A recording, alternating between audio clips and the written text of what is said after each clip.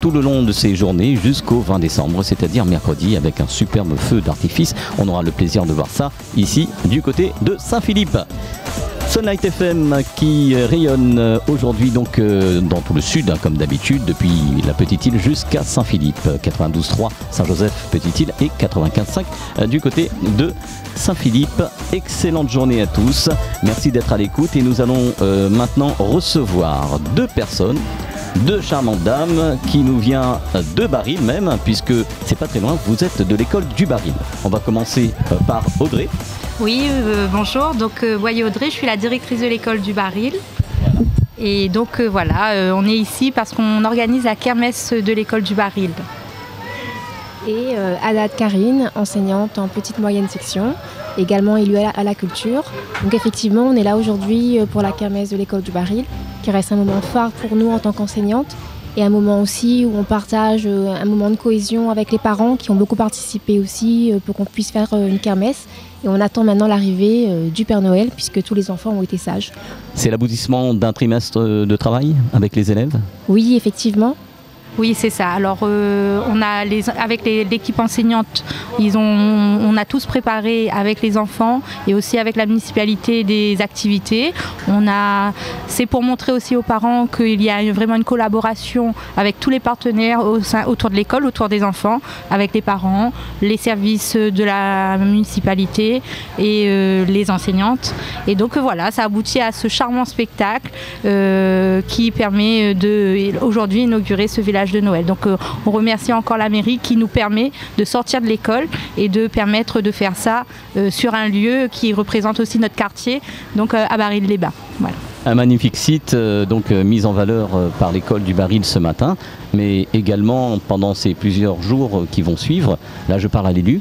Donc Karine, pouvez-vous nous expliquer un petit peu ce qui va se passer pendant ces quelques jours jusqu'au 20 décembre ? Alors oui, effectivement, donc il y aura le village qui est en place avec différents stands de produits artisanaux entre autres et autres choses aussi également que les gens pourront venir voir sur place. Et aussi différentes activités, ateliers avec le Père Noël. Donc on pourra, les enfants qui veulent pourront venir prendre des photos avec le Père Noël. Atelier aussi de coloriage mis en place par la bibliothèque municipale.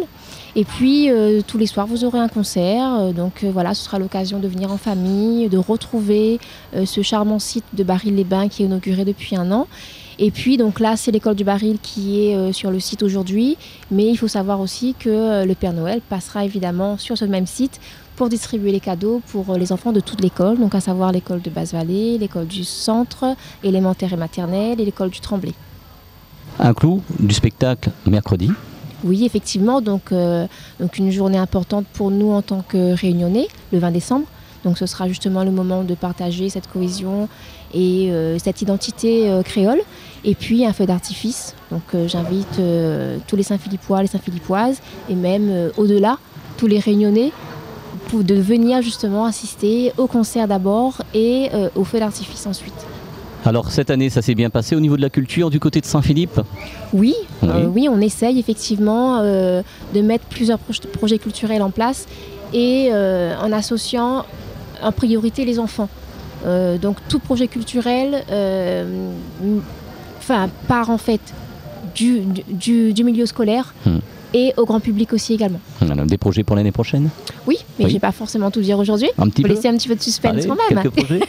Donc un moment phare en février. Oui. Festival Même Pas Peur évidemment. Festival Casse les Cuits aussi. On était présents. Effectivement, donc 2e édition, la fête du Vaqua et puis bien d'autres choses encore. D'accord, bon on garde un petit peu sous. Oui. Voilà. Ok, pas de problème. En tout cas, merci beaucoup à vous deux. Merci à vous. Audrey et Karine qui étaient présents en direct live sur les ondes de Sunlight FM.